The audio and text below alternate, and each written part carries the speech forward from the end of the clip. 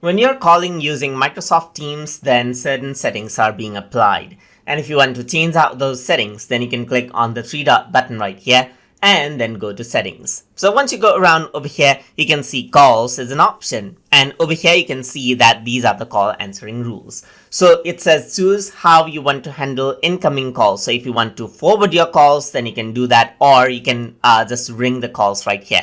And if unanswered, you can do nothing or start a voicemail right here, just like this. So here you can set the ring amount as well. So ring for this many seconds before redirecting, as it says right here. So you can go around and choose the ring time amount as well. So let's say, for example, if you don't pick up in 10 seconds, then you might want to send it to voicemail right here, or you might want it ringing for 60 seconds right here.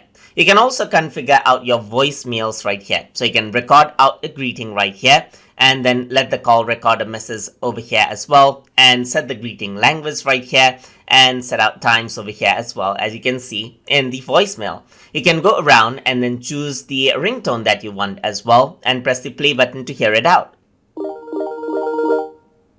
So that is how it actually sounds if bounce ringtone is actually turned on. So over here it says like turn on, like let's say for example text to communicate right here.